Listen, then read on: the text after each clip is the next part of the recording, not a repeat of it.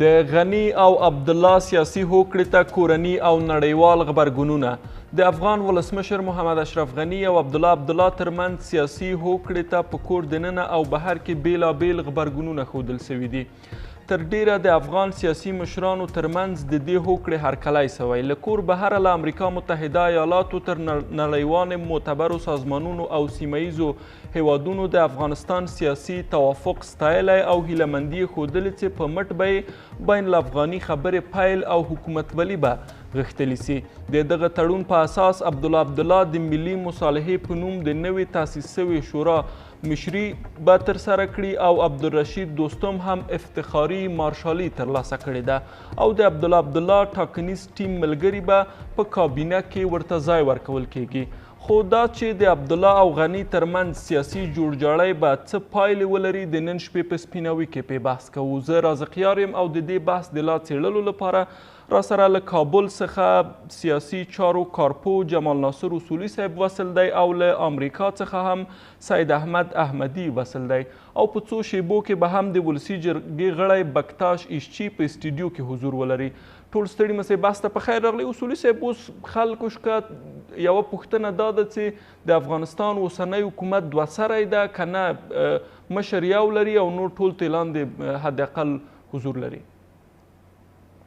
د لوی بخښونکي خدای په نامه خبره داسې ده چې کله چې انتخابات وشول ګټونکی معلوم شو، په هغه وخت کې باید د بایلونکي ټیم ګټونکي ټیم ته مبارکي ویلی وای. خو په هر صورت دا بنسټ ایښودل شوی د پخوا څخه چې بایلونکی هیڅ وخت خپله بایلنه نه مني. په اوس کې دومره وشول چې هغه دوه سری حکومت چې پخوا کې موږ درلود هغه حکومت اوس نه لرو. جوړجاړی رامنځته شو. جوړجاړی په دې بنسټ رامنځته شو چې په راتلونکي کې موږ د سولې لپاره په ګډه یوه هڅه کې پر مخ لاړ شو او دا هڅه به ملي وي، ستونزې به هم داخلي حل کړي وي. ډېرو نقادانو همدا موضوع یادوله چې په داخل کې دوی نه سره جوړیږي او دوی به څنګه وکولی شي چې طالب سره سوله وکړي. ښه موضوع یې دا ده چې دوی یو لاس شول او د طالبانو سره به اوس د سولې خبرې د یو مرکزیت څخه پر مخ ویسي. دا یوه بهترینه موضوع ده. منفي خواوې هم لري. منفي خواوې دا دي چې دلته ټاکنې یو ځل بیا هغه خپل مشروعیت یې له منځه لاړه او په راتلونکي کې به بیا هم خلک د ټاکنو پروسه باندې هغسې اعتبار ونه کړي لکه څنګه چې پکار ده.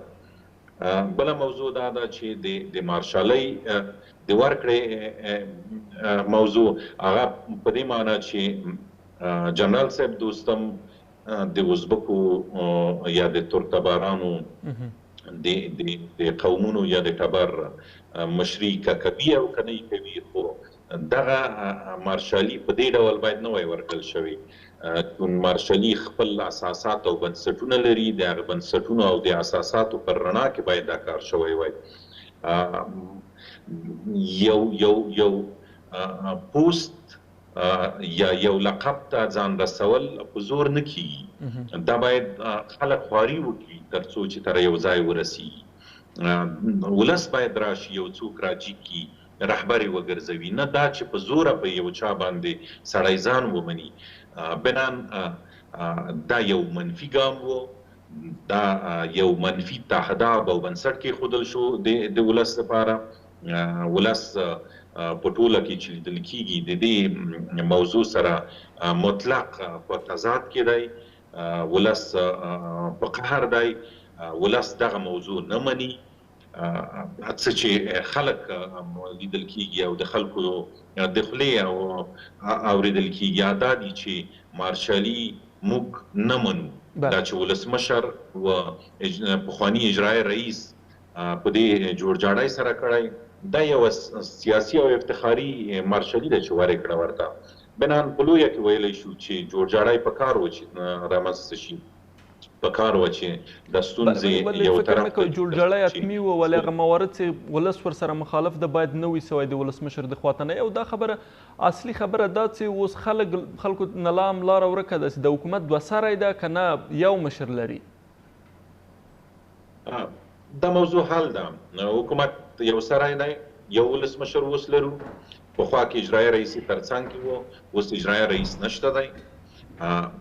سمه ده 50% یا هغه د فیصدۍ هر څومره فیصده چې ډاکټر صاحب عبدالله ته ورکړي د هغوی د ټاکنیز ټیم ملګري به پکې وي په راتلونکي حکومت کې.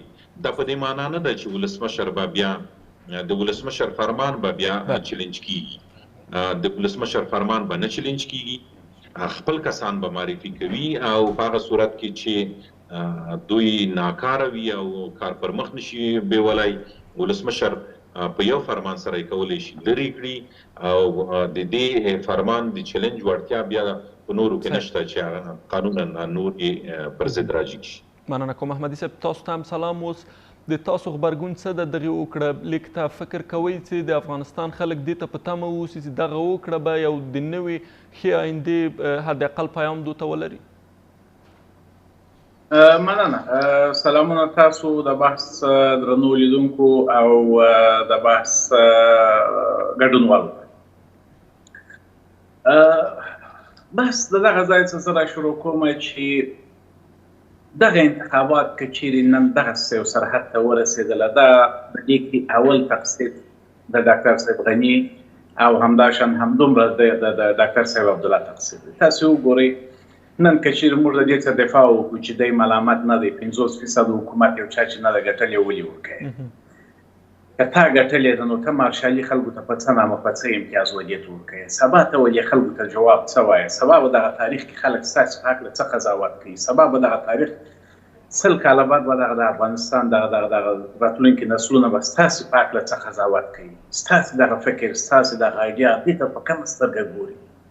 تاسو وګورئ قدرت کم سترګه 50% هم ډاکټر صاحب عبدالله ته ورکوي، دغه راوجې خواته 60% مو امرالله خان ته خپل لومړي معاون ته ورکوي، 15% به هم دانش صاحب ته ورکوي، دوهم مرستیال ته، او یو څه به هم غضنفر صاحب ته ورکوي. د 15% قدرت دپاره دومره قرباني تاسو ورکوي، دغه ملت دغه ډول تاسو در تېغ باسئ. دا په هېڅ ډول زما په نظر څوک ځان ته قناعت نشي ورکولی چې دا خلک په څه پسې دي. حکومت 2 سرې څنګه نه دی؟ حکومت مو دا دفعه بیخي 20 سرې دی. 100 سره مو ورته ورکړله، ته څه جواب نه لرئ خلکو دپاره. انتخابات مو بدنامه کړله، دیموکراسي مو د پښو لاندې کړه، جمهوریت په نامه چې مو دغه دومره یو عمر نارې وهلې، بالاخره عقوبت د جمهوریت مو کم ځای ته ورسوئ.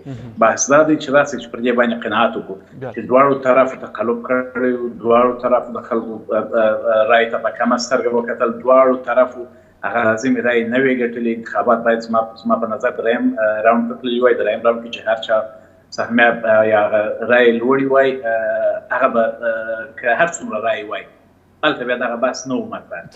هغه کولی شوی د خلکو دا پیام واخلي چې په ګټه نه ده دغه توافق. احمدي صاحب په ټوله کې د خلک دا پیام واخلي چې دا وکړی په ګټه نه ده او حداقل ښه راتلونکي به دوی ته نه وي په تمه.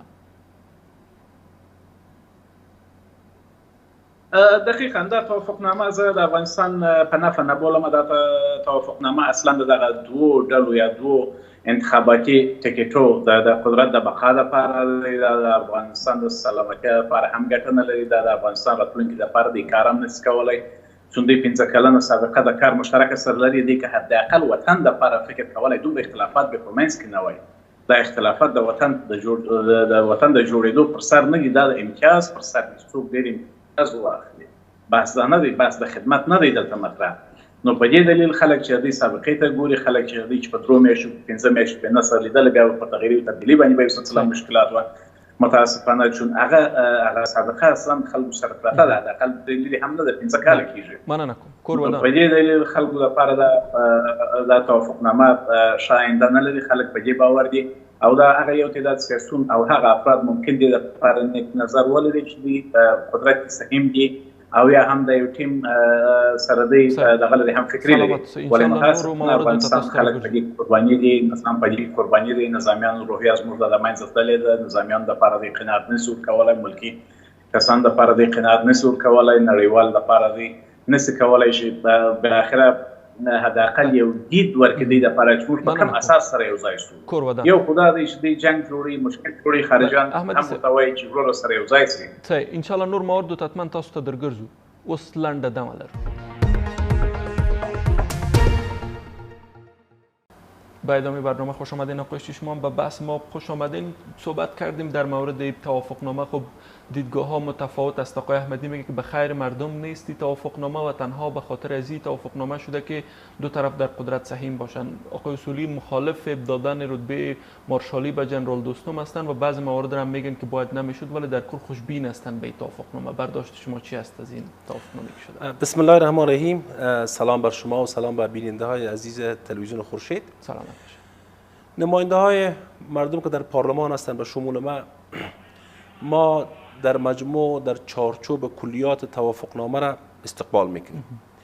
البته که انتخابات ریاست جمهوری ما سپری شد، نتیجه انتخابات از طریق مجرای قانونی ازی ابلاغ شد، اما متاسفانه در افغانستان یک سلسله مشکلات دیگی هم وجود داره که فعلا ضرورت برازی بود که با یک توافقنامه سیاسی صورت بگیره، چون ما در پیشرو گفتگوهای صلح داریم با طالبان، با یک دیدگاه واحد سیاسی باید با اونا گفتگو صورت بگیره، و دوم به خاطر تحکیم وحدت ملی ما به این توافقنامه سیاسی ضرورت داشتیم. اما ما نماینده‌های وکلا تا یک قطعنامه بر دو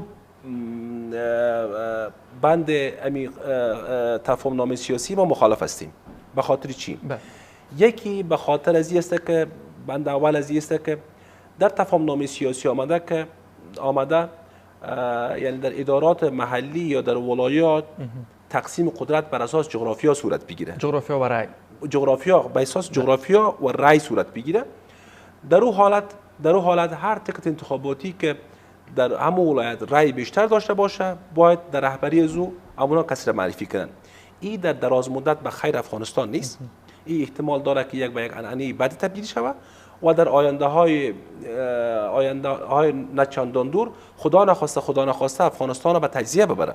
از خاطر ما برای این نگران هستیم. ما نمیخواهیم که تفاهم سیاسی مخالف ارزش‌های معنوی افغانستان و مخالف قانون اساسی افغانستان باشه. ما به این مورد از این ما ملاحظه داریم. این ما نمیپذیریم. دوم موضوعی که ما ملاحظه داریم، البته رئیس جمهور مطابق قانون صلاحیت داره به کس القاب رتبه بده، اما هیچگاه با تفاهم سیاسی به کس رتبه مارشالی داده نمیشه. رتبه مارشالی کسایی که باید داده شود او از خود سلسله معیارها می داشته باشه، اما متاسفانه با دوستم اون معیارهایی که با ضرورت است او را نداره. یک، از سال 1370 تا الحال به قتل هزاران شهروند افغانستان متهم است و چندین پرونده نقض حقوق بشری داره. بنابراین فعلا در خود ادارات عدلی و قضایی افغانستان پرونده داره که زیر کار است و در محکمه بین المللی لاها در اونجا پرونده داره که زیر کار است. بنابراین نه کدام ملک را فتح کرده و نه سواد کافی داره که از کدام پانتون فارغ شده باشه. بنابراین رتبه مارشالی معنویت یک کشور تمثیل میکنه. این نباید با یک تفاهم سیاسی به کس داده شود. از او خاطر قطعنامه را که بیشتر از 100 وکیل پارلمان بر از او امضا کرده، اینمی دو مورد گنجانیده که من قطعنامه را کاپیش پیش خود آوردیم، این دو مورد گنجانیده که اونا در این مورد ملاحظه داره. و دوم یک تعداد رسانه‌های ملی و بین المللی ما که در افغانستان و در خارج هم ریسرچ کردن، از مردم همه پرسی کردن که اینمی بر از این رتبه مارشالی داده شود، نظر شما چی است؟ 91% مردم افغانستان مخالف از این بوده. بنابراین تا الحال مردم غلط فهمی نشه، در پروتکل سیاسی گنجانیده شده، اما عملا کدام فرمان امضا نشده که برش رتبه مارشالی اعزازی برش داده شده باشه و یا کدام فرمان امضا نشده که تقسیم قدرت بر اساس جغرافیا صورت بگیره که یعنی به هر ولایت رأی بیشتر کدام تیم داشته باشه به او داده شود. در اصل بحث انتخابات ختم شده، برنده ریاست جمهوری مشخص است، اما در افغانستان چون ما طالبان باید صحبت بکنیم، با دید واحد باید صحبت بکنیم و دومی که اینجا وحدت ملی را باید ما تمثیل بکنیم. متاسفانه خلاف قانون اساسی است، اما یک سلسله ضرورت ها بوده، ما دیگه بنداش میپذیریم. اما در دو بند ازی مخالفت ما تنها من نه، بلکه تعداد زیاد از وکیل صاحبا و مردم افغانستان برای این مخالف هستند و ما خواست ما از رئیس جمهور، از تیم ثبات همکاری، از دکتر سیف عبدالله و از جامعه بین المللی ای بوده که تا تفاهم‌نامه سیاسی یک مشکل سیاسی دیگری در افغانستان به بار نبیاره. درست. در موردی که بازی مشکل چی بوده میتونه اجازه بدین بعدتر باز با وضاحت صحبت میکنیم. اصولی سه بوز دوام مورد دلته په استودیو کې اشتي سه ورته اشاره وکړه، یو دا چې په اساس د رای او جغرافیا باندې ولایتونه تقسیمیږي د دغه دواړو ټیمونو په مابینځ کې، چې وای دا بیا بالاخره باعث د دې کېدای شي چې افغانستان تجزیه کړي. بل موضوع هم دغه د مارشالي د چې نه جنرال دوستم کافي سواد لري، متهم هم ده په دې باندې چې حداقل خلک یې ځورولي، قتل او دا مورد حداقل وای د 1400 کال نه را په دې خوا ولسمشر دونه مجبوره و دغه سیاسي توافق ته چې داسې اقدامات وکړي چې ولس پر سره مخالف ده او حداقل افغانستان ته یو بحران جوړوای شي. ښه، په لویه کې د ډاکټر صاحب عبدالله ډاله دوی بیخي نور مسائل مطرح کړي. د افغانستان د دولت او د نظام د غیر متمرکز والی موضوع را مطرح کړي و او د سره ورته پلساو نور موارد و چې د افغانستان د خلکو د ملي ګټو پر ضد او هغه ډله اوس هم چې د ډاکټر صاحب عبدالله پر ضد باندې یا جدا شوه د دوی څخه، هغه ډله اوس هم تاکید کوي په دې چې د افغانستان نظام باید غیر متمرکز وي. دا په دې معنا چې دوی اوس هم لار هواروي هغه څه ته چې افغانستان په راتلونکي کې د نورو ستونزو سره مخ کړي. ولسمشر باندې په ډول ډول فشارونو دغه څه چې دوی سره لاسلیک کړل دا لاسلیک شوي. دا فشارونه د امریکا لخوا، د اروپا لخوا، د بهرانیانو په عموم کې د ټولو بهرانیانو لخوا، په داخل کې د سیاسیونو لخوا، د ولس لخوا، د روغتیایي وضعیت لخوا، یعنی دا هر څه سره یو ځای شول او ولسمشر مجبور شو دی چې دغه کار وکړي. ولې اصولي صاحب فشار په دې باندې و چې باید دغه دواړه ټیمه سره جوړ شي، د امریکایانو د کور دننه او ټولو حداقل دغه غوښتنه لرله. ولې لکه څنګه چې ورته اشاره وسوه، اوس تاسو وګورئ دلته نظر پوښتنې وسوې، 1.9% نه تر 2.9% پورې افغانان د دې مخالف و چې ښاغلي دوستم ته د مارشالي ورکوي. نو ولسمشر د کوم صلاحیت نه په کومو معیارونو راځي به دته مارشالي ورکوي؟ یا د تقسیم په دې چې هر ولایت کې د هر ټیم رایه ډېره وه، هلته د والي او نور محلي مقامات د هماغه ټیم ټاکي، دا چا ورته ویلي؟ دا خو فکر نه کوي باید دلته مقاومت سوی وای دوسره؟ د جنرال صاحب دوستم په مورد باندې ما خپل نظر څرګند کړ. دا یو غیر قانوني کار و، په دې ډول باید نه وای شوي. د 1.9% خلکو چې دغه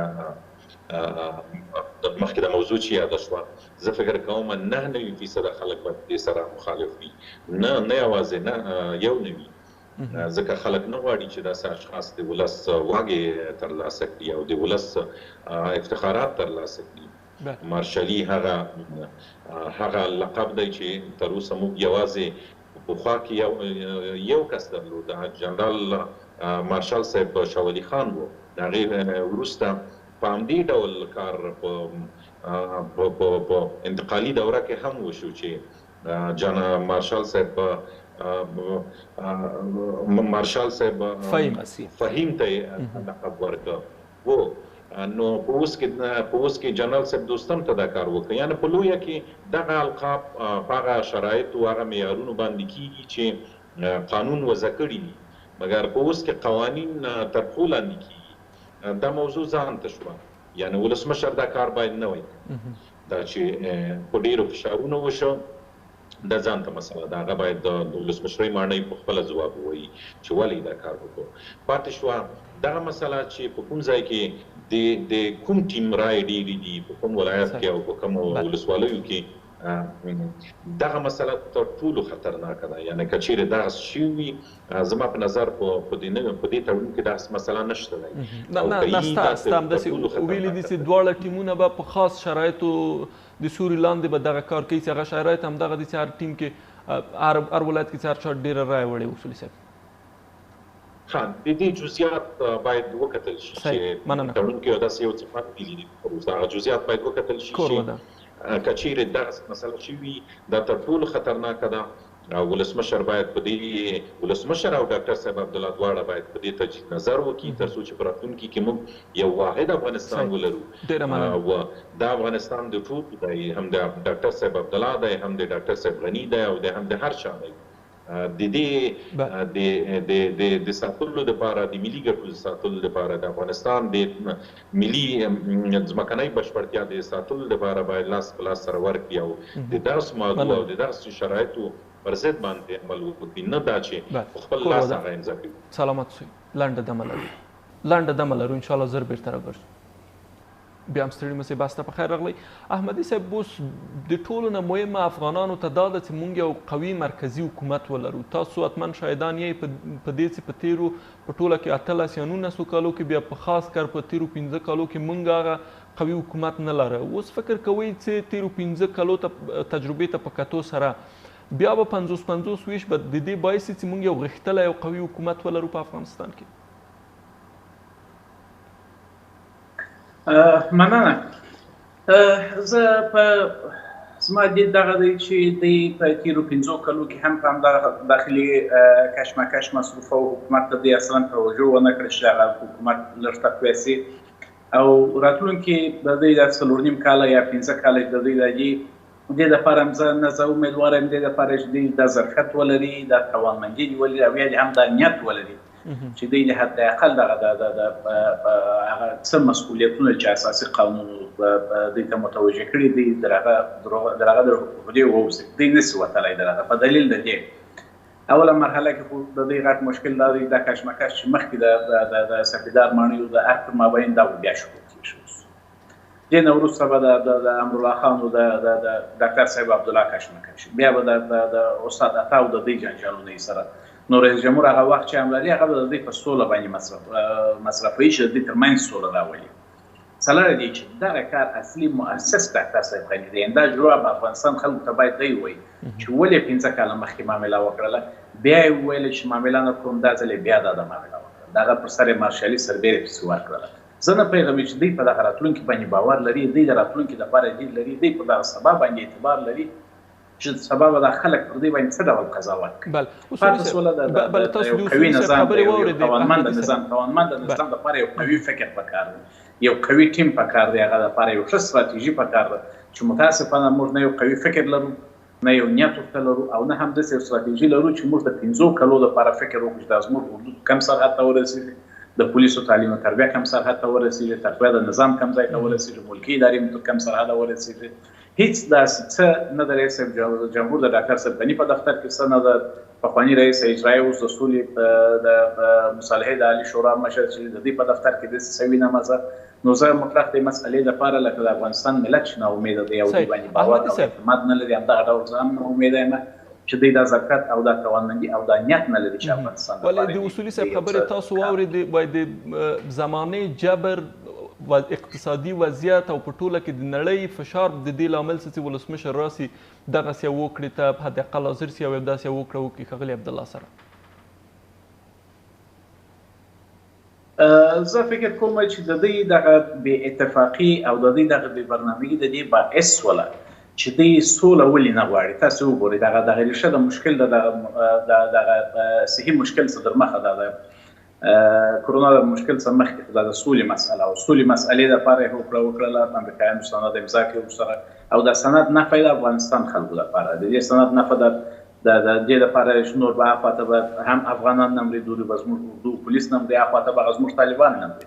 بالاخره که تاسې دغه مرګ دغه وژنو ته ادامه ورکوئ په دغه راتلونکي 15 کالو کې بیا تاسې دغه اعلان کوئ چې موږ 45 نفر شهیدان ورکړي او افتخار به هم په کوئ، نه بحث دا نه دی. نور د افغانستان خلک هم دوی ته اجازه نه ورکوي چې دوی خپل سر ته ادامه ورکړي.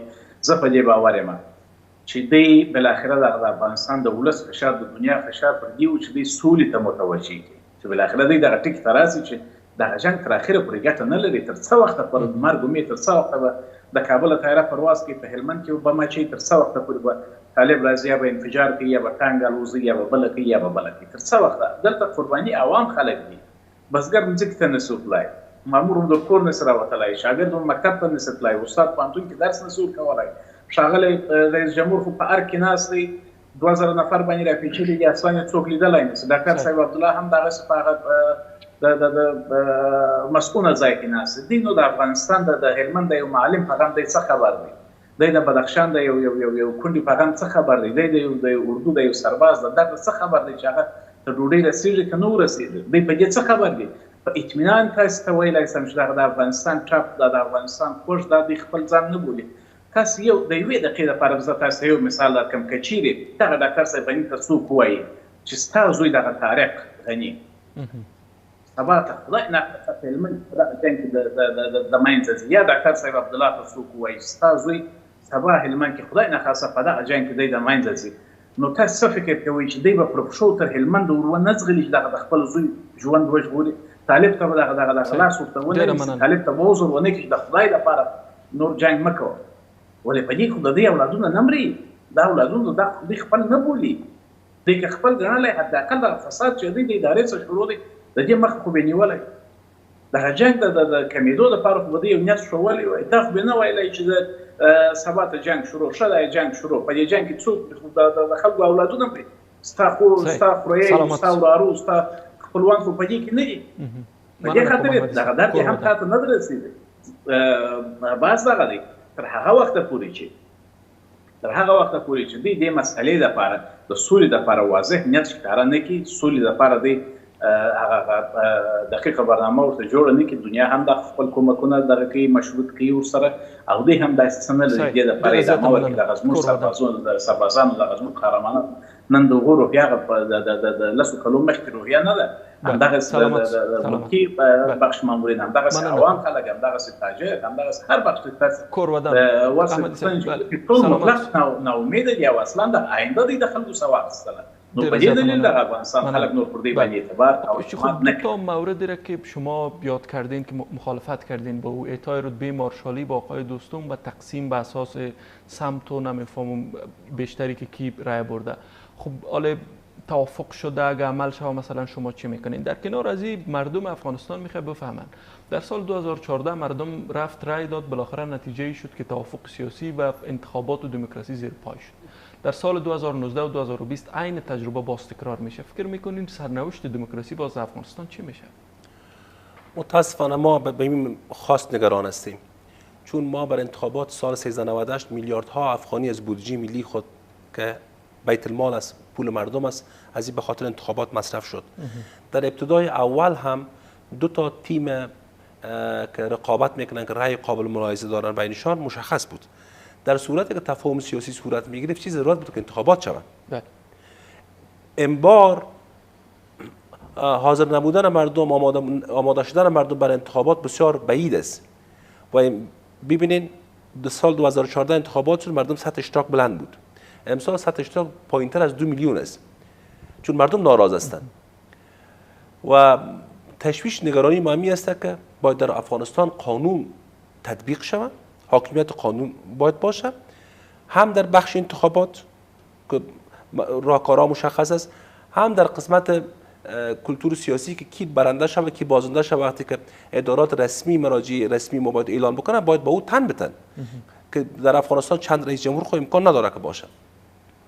و ما تصمیم از این داریم که تا اینمی خواستهای مشروع مردم و خواست به نمایندگی از مردم با دکتر صاحب عبدالله، با دکتر صاحب اشرف غنی، با رئیس جمهور اشرف غنی و با جامعه بین المللی برسانیم، با وصفی که در تفاهم نامه اینمی دو مورد گنجانیده شده، اما در قسمت عمل از اونا اقدام نکنن. خب اگه اقدام بکنن، حالا این قسم گفته میشه که مثلا فرمان مارشالی آقای دوستم امضا شده از طرف رئیس جمهور؟ نه، تا جایی که ما خبر هستیم تا این دم کمی لحظه را کدام موضوع در قسمت فرمان به خاطر اهدای رتبه مارشالی امضا نشده و ما امیدوار هستم که با کوشش ما و با خواست مردم ریاست جمهوری تند خواهد داد و تیم ثبات همکاری جناب دکتر صاحب عبدالله هم برای تمکین خواهد کردن و ما امروز با رسانه‌های بین المللی هم این موضوع بسیار زیاد بازتاب یافته و این هم یک فشار خواهد بود بر اردو سیاسی افغانستان تا به مورد اینا صرف نظر بکنن.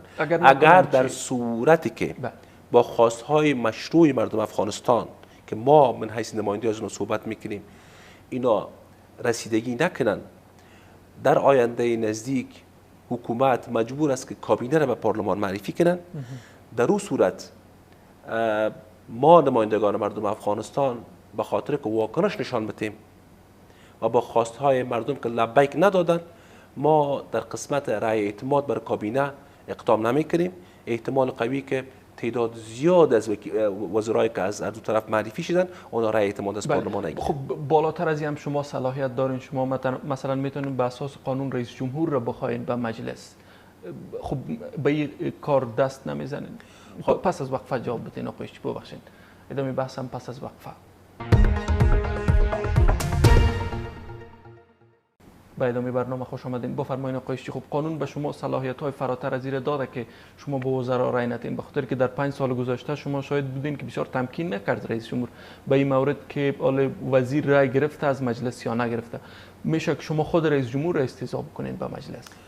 خب ما یک سلسله از خود یک مراتب داره. ما ابتدای اول خوشبین هستیم که چون خواست مردم است و خواست بیشتر از 100 وکیل پارلمان است، این مکتوب سلسله برشان برسن.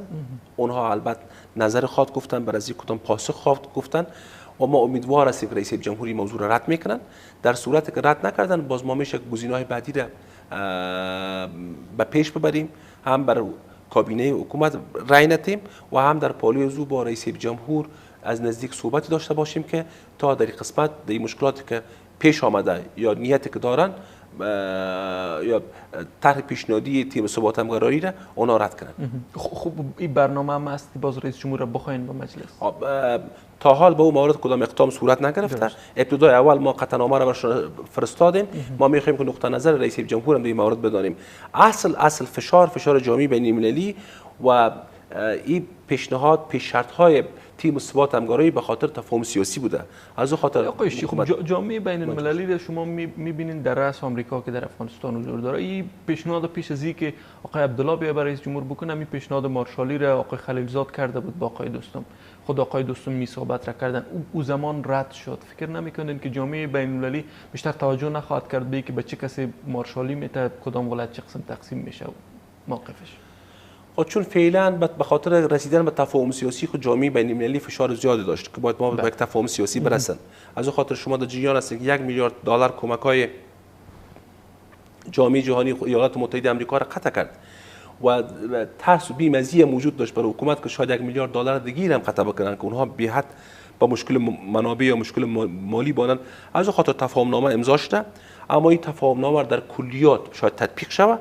امکان داره که در بین از این دو تا موضوعی که ما بحث کردیم که بر ما نگران کننده است و در خیر فلاح مردم افغانستان نیست و دیگه که یک عرف بد دیگه هم تبدیل نشه، هر کسی که ظلم کنه، قتل کنه، جنایت بکنه، او ایوازی که مورد بازپرس قرار بگیره از طریق مراجع عدلی و قضایی او به زندان روان شه، او را به یک ترفیع دیگه هم بتن که برش رتبه مارشالی بتن. در اون صورت در افغانستان زورگوی قلدر که در ولایات و در مرکز زندگی میکنن اونا تابع قانون نخواهد شد و قانون اساسی ما در مجموع قانون مدنی ما که در افغانستان فعلا مریض اجراست از کاغذ چیز متفاوت‌تر نخواهد. درست آقای اشتی. خب سوالی که پیش مردم است است که چرا رئیس جمهور تن داده به همین کار؟ خب واکنش‌های فراتر از این هم هست. شما می‌بینین یکی از اعضای پیشین مجلس و معاون پیشین مجلس نمایندگان حمایت از طالبان اعلان کرد. آقای معین در واکنش به اینکه مارشالی داده میشه با آقای دوستم، مثلا 100 عضو مجلس مخالف است، 92% مردم افغانستان. چرا رئیس جمهور توجه نکرده تا این حال به این مورد؟ خب فشارهای جامعه بین المللی زیاد بوده و چون ما در آینده نزدیک باید با طالبان ما با میز مذاکره بشینیم و مشکلات مالی حکومت هم بسیار زیاد بوده، چون میخواین که کمک‌های جامعه جهانی را اینا از دست ندن. خود در پرنسیپ اینا موافقه کردن. البته به خاطر دادن رتبه مارشالی یک اجماع سیاسی ضرورت است. رئیس جمهور سیاستمدار کارکشته و پخته هستند که اونا من مطمئن هستم که اونها به خواست پارلمان و نماینده پارلمان لبیک خواهد گفتن و یک اجماع سیاسی تشکیل خواهد دادن که تا از اونها همه پرسی شود که تا در این مورد تصمیم نهایی خود بگوین. تا حال کدام فرمان در قسمت اهدای رتبه مارشالی صادر نشده خوشبختانه. اصولي صاحب مخکې د دې بس موږ او تاسو په سوله باندې بحث کوو د ټولو نه غټ ټکی چې پرې به مو انتقاد کوو دا اوس دننه په کور کې اجماع نشته مشخصا ویل به دا دواړه ټیمونه باید جوړ راسي اوس داسې لیدل کېږي پرون دوی دواړو وکړه دوی جوړ راغلي فکر کوئ اوس موږ سولې ته نږدې یو او حد اقل د یو مشخص او واحد ادرس نه به موږ طالبانو سره خبرو اترو ته وځو هغه خنډ چې موجود و چې ټولو به انتقاد کوو چې دوی په خپل منځ کې نه سره جوړېږي نو د طالب سره به څنګه ولګي هغه له منځه لاړ اوس حکومت د حکومت نه د باندې سیاسون ډاکټر صاحب عبدالله ډله ټول په یوه خوله د طالب سره کینی او د طالب سره به د سولې مسایل پر مخ وړي تر څو چې موږ وکولی شو د افغانستان د ولس لپاره یوه سوله په ډالۍ کې ورکړو نو دومره ویلی شو چې هغه جنجالونه چې پخوا درلودل په اوس کې نه لرو ولې لام ځینې موارد سته اصولي صاحب مثلا تاسو وګورئ صلاح رباني جمعیت مشخصا نن یوه اعلامیه خپره کړه او هغه د خپل مقاطعه اعلان کړه ښاغلي عبدالله سره ویلې چې په دغه معامله کې سره شریک نه دي نو بیا فکر نه کوئ چې دا به یو خنډ جوړ سي جمعیت ګوند په اوس کې په 4-5 برخو ویشل شوی دوی هم اپوزیسیون ته ځان منډې وهي هم په حکومت کې موجود دي هم د ډاکټر صاحب غني سره موجود دي هم د ډاکټر صاحب عبدالله سره موجود دي یعنی د هرې ویالې څخه غواړي چې وسکي دغه ډله چې د ډاکټر صاحب عبدالله سره یې مقاطعه اعلان کړې ده دا هغه ډله ده چې د افغانستان د راتلونکي د افغانستان د جنډې د افغانستان د نوم د افغانستان د ځمکنۍ بشپړتیا پر ضد باندې تل هڅه کړې ده دوی هغه خلک دي چې د دوی لپاره افغانستان مهم نه دی دوی هغه خلک دي چې دوی د افغانستان نوم نه غواړي دوی هغه خلک دي چې د افغانستان ملي ګټې ورته مهم نه دي د دوی لپاره هغه څه مهم دي چې بل څوک ورته وایي دوی د بل ځای نه دقته کېږي په افغانستان کې هغه برنامې پلي کوي د دوی ډاکټر صاحب عبدالله د افغانستان یو برجسته شخصیت دی د افغانستان اوسني حالات درک کړل تر یو حده چې څنګه وکولی شي د ډاکټر صاحب غني د ډلې سره یا د حکومت سره لاس ورکړي او د افغانستان لپاره د سولې پروسه پر مخ یوسي د افغانستان لپاره په دې حساس شرایطو کې لاس په لاس سره ورکړي تر څو چې افغانستان کاندې ته ونه لویږي دغه نورې ډلې چې د دوی سره مقاطعه اعلان کړې ده د دوی لپاره بیا افغانستان مهم نه دی ډېره زیاته مننه کور ودان تاسو لیدلوری څه د احمدي صاحب په همدغه مورد کې فکر کوئ چې د افغانستان حکومت جمع سیاسیون به وروسته د دې نه یو مشخص ادرس د طالبانو په وړاندې مننه زه ډېر باور نه لرم چې دوی په دې وتوانېدي چې یو مشخص ټیم دې جوړ کړي چې هغه د طالبانو لپاره او د افغانستان خلکو لپاره د قبول وړي دوی که بیا ټیم جوړي په هغه ټیم کې د استاد عطا زوی په هغه کې ناست دي جنرال دوستم زوی په هغه کې ناست دي او ممکن یو 2 نفره یو 15 نفره به هغه کسان چې د افغانستان د خلکو د خوښې خلک هغه هم ممکن ولې هغه هم د دوی نو سولې لپاره که دوی غواړي څوک وټاکي سولې لپاره باید که د پارلمان څوک ټاکي باید یو تعداد یا ځوانان هغه کسان باید سولې لپاره انتخاب کړي چې هغه افغانستان وپېژني هغو د غریبه سره د یو مسکینه سره په کور ډوډۍ خوړلي هغو د مړي ژوندي کې ناست دي هغه حداقل دغه د افغانستان جغرافیه کې بلد دي هغه د افغانستان په عرف عنعناتو باندې پوهي هغه د افغانستان په دغه جنګو کې حداقل 15 کاله 10 کاله تېر کړي چې دغه د جنګ درد هم د تور معلوم وي پس په هغه بیا دی ډېر ښه لابیګیري کولی شي ډېر ښه بحث کولی شي طرف ته هم قناعت ورکولی شي نو اوس پوښتنه دا ده جنرال صاحب دوستم زوی به په خطر کې سولې لپاره څه ووایي د استاد عطا زوی د ډاکټر صاحب غني په امضا ورغلي دوی به هلته څه ووایي نو په دې خاطر زما هغه اول خو زه امیدواره نه یم چې دوی په دې وتوانېږي داسې یو ټیم دې انتخاب کړي چې دا هغه د افغانستان د خلکو استازیتوب وکړي ممکن دی داسې ټیم وټاکي چې د دوی استازیتوب وکړي ولې د دوی استازیتوب د خلکو استازیتوب متفاوته دي نو دې لپاره زه دې باندې باور نه لرم ولې هیله مې ډېره دا ده مننه. چې دوی حداقل که یو وارې سوي د سولې لپاره دوی جدي فکر وکړي او د افغانستان د بد نه څه دغسې خلک دوی وټاکي چې هغه د جرګې کسان دي، دغسې خلک وټاکي چې هغه د خبرو کسان دي چې په دغه افغانستان کې د هر دې لکه مخکې چې ما اشاره درلوده معلومات ولري او طالب سره ولاړ شي کښېني دغه وضعیت ورته تشریح کړي چې دغه ته که مثلا انفجار که انتحار که څوک وکړي د حکومت که تیاره راپاوه کوي بم اچي دا څوک دی راسي چې د جنګ فرهنګ د منځه یوسو صحیح او سلامت حداقل مننه د پیغام سره ورسي لکه هغه د سولې د راتلو لپاره کور ودان اوله احمد جمله صاحب. باید یا علما استفاده کوي وایي د دې لپاره چې تاسو غواړئ د طرف مقابل سره د مقابل جانب سره سوله وکړئ نو اوله جمله چې تاسو استفاده ډېره کوئ هغه زیاته دا مننه. ورته وایي چې ورته زه ملامت یم راسه چې کور خبرې ودان. وکړو یعنی فرصت ودان. ایجاد کړي د خبرو لپاره صحیح جنګ سلامت لپاره ټول سلامت سي احمد صاحب اجازه راکړئ یوه لنډه دمه به واخلو بیا انشاءالله تاسو ته بېرته راګرځو لنډه دمه لرو انشاءالله زر بېرته راګرځو د خبرونه پات برخه آقای خب شما میبینید طالبان هم مخالف توافقنامه هستند، گفتن که مشکل اصلی افغانستانی نیست که سیاسیون در بینشان جور بیان، میگه مشکل اساسی است که باید قرارداد دوحه عملی شود.